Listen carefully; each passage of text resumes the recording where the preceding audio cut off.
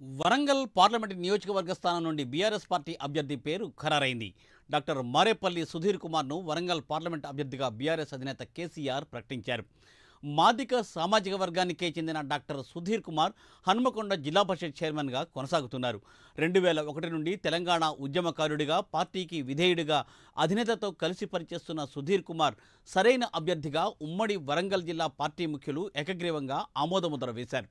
ఈ మేరకు అందరితో చర్చించి వారి సలహా సూచనల మేరకు కేసీఆర్ సుధీర్ కుమార్ అభ్యర్థిత్వాన్ని ఖరారు చేశారు.